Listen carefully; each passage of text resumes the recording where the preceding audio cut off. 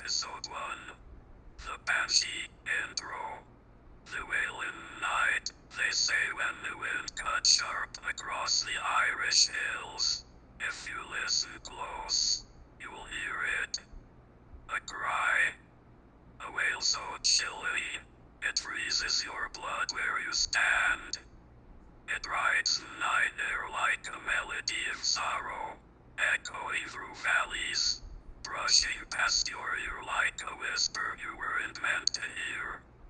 Some call it superstition, others call it a curse, but all know its name. The Banshee. No one remembers when the first wail was heard. Some say it began before humans ever wrote their own names. Others say it started with the death of a queen, whose soul could not rest and whose sorrow became eternal sound. Whatever truth hides beneath the myths, one thing is certain: the wail is real, and those who hear it never forget. Tonight, we begin with her story, The Family of Wails.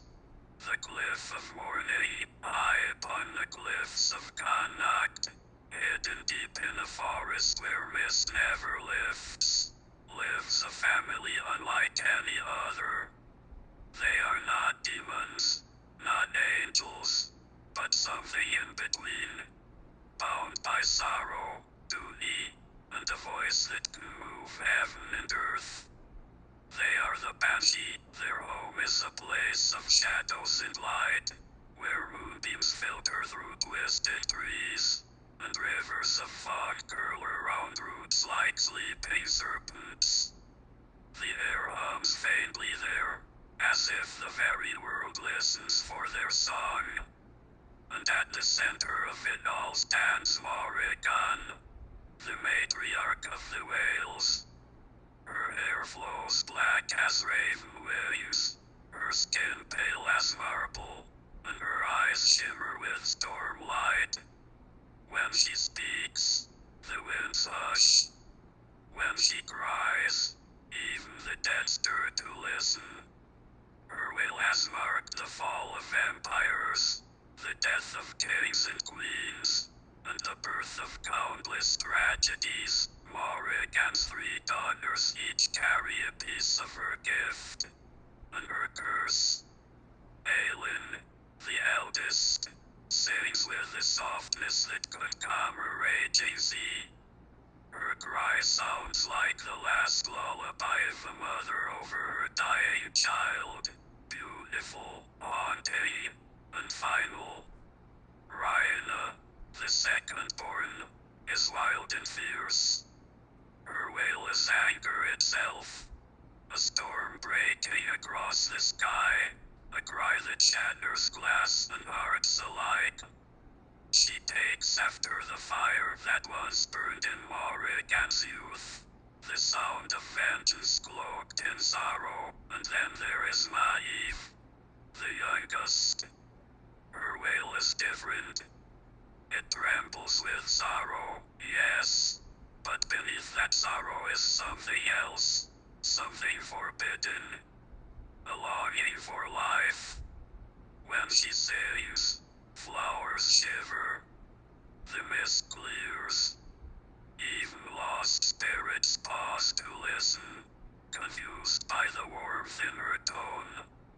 While her sisters mourn the dying, Maeve mourns the living, feeling the ache of every human heartbeat as if it were her own. Morríganne warns her often, the wail is not for the living, child.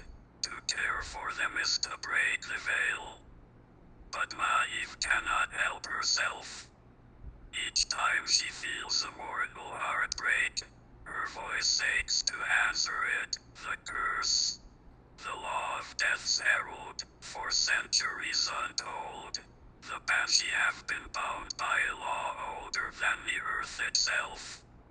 They do not choose who dies, nor who lives. They are the heralds, messengers between worlds, voices in the night, warning that fate has already already spoken. To hear their cries, to know that someone, somewhere, will not see the dawn, long ago. Before Morríganne was queen of her kind, the first Banshee sang only once for each mortal life she was tied to. When that mortal's end neared, her wail carried their name to the wind, preparing the veil to open. But as humankind multiplied, their fears twisted the legend. They began to believe that the cry itself caused death. When plague swept through the land, they swore they heard her singing above the dying. When war raged, her wail was said to echo across battlefields. In their fear, mortals hunted her kin. Fires burned on the cliffs where banshees once sang freely. Those who survived withdrew into the mists, swearing never again to cross into mortal sight. They became the unseen mourners, doomed to watch but never to touch, to feel but never to be known. Morríganne's daughters were raised on that law. Never be seen, never be heard, unless the name is called by death itself. But Maeve had always wondered what it would be like to see a human up close. Not their death, but their life. She wanted to understand their laughter, their love, the way they fought to hold on even when they knew loss was inevitable.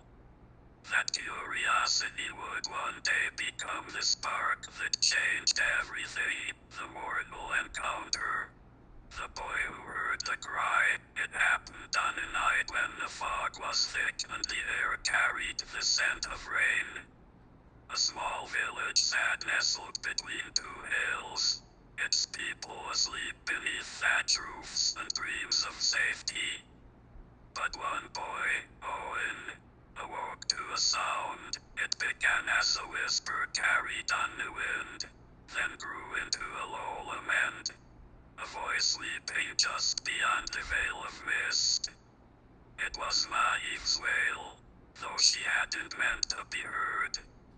The cry trembled through the air, filled with love, sorrow, and a name, Cillian, Owen's father. A brave warrior who even now fought in a distant valley. Owen sat upright, heart pounding, as the sound wrapped around him. He thought he saw something, a shimmer by the window, a figure with hair like drifting smoke. But before he could move, the voice faded. By morning, the news arrived. Cillian had fallen in battle before sunrise.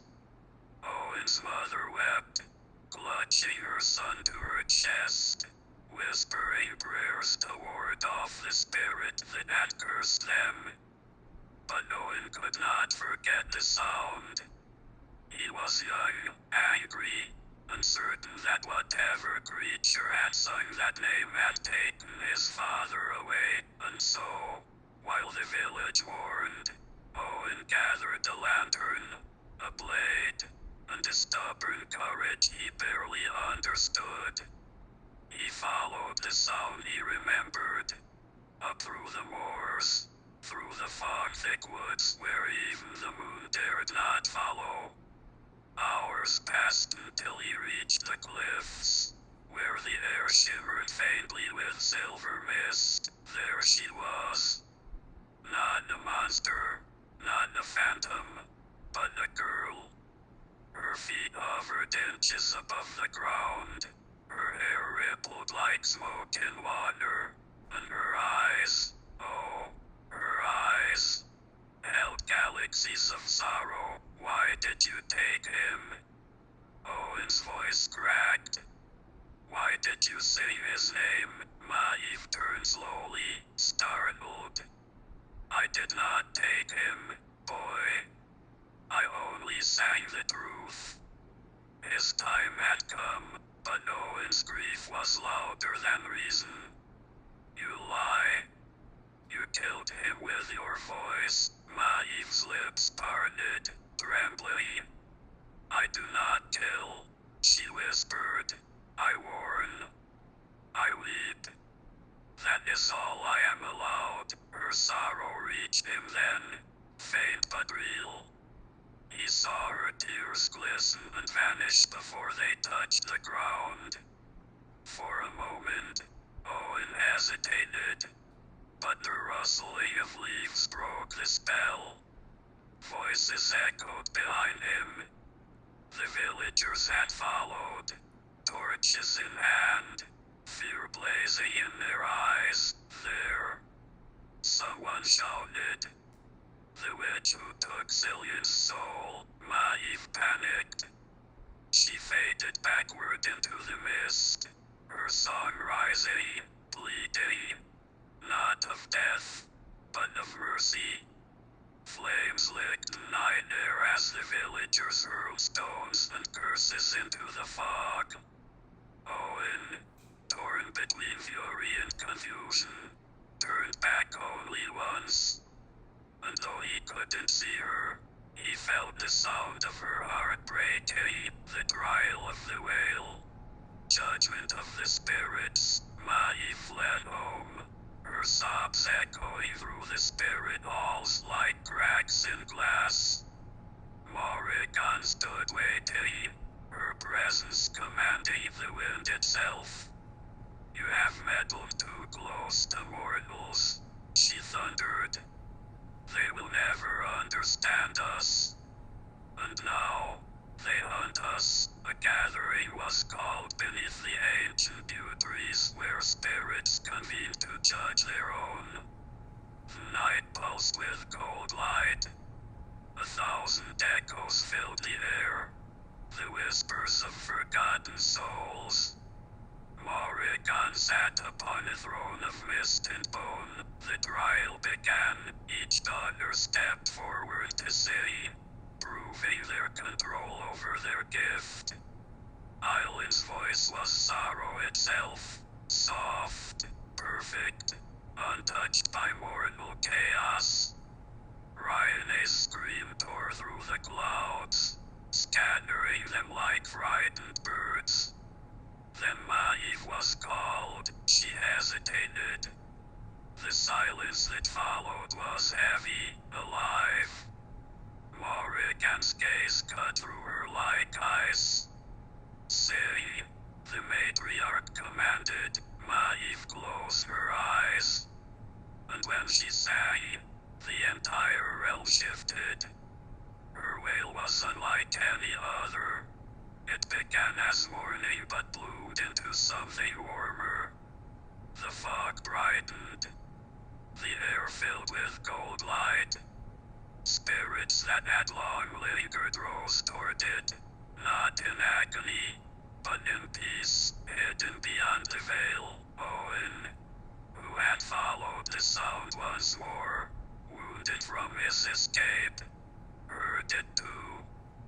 His heart did not break this time, it mended. For in her cry, he felt his father's presence, gentle and proud. The boy wept, not in pain, but in release. When the final note faded, the court fell silent. Even the wind dared not move. Morriganne's eyes narrowed. A banshee who sings for the living, she said slowly. This has not been heard in 1,000 years. Maeve trembled. I did not mean to. Her mother raised a hand. No. You did exactly what was meant to be, the other spirits murmured, confused, afraid, and in awe. For Maeve's gift broke the oldest law. A banshee must only mourn the dead. But Morriganne saw deeper. She saw prophecy, conclusion and tease. Maeve was spared that night, not out of mercy, but destiny. Her song had awoken something ancient, something that the the spirit world had long forgotten balance. Morríganne approached her youngest daughter and placed a cold hand upon her cheek. The prophecy has begun, she whispered. 6 voices shall rise. 6 spirits shall rule the ghost world once more. And you, child, are the first, far away, in the mortal world. The villagers' torches burned low. The storm that had raged above their village had quieted. Owen sat at the cliff's edge, staring into the mist. He no longer feared the wail. He understood now. It was not a curse, but a cry of compassion. Somewhere beyond the veil, Maeve sang for his father, not to end him, but to guide him, and as the mist closed, and the night fell silent, a change rippled through the unseen world. Something darker stirred in the distance.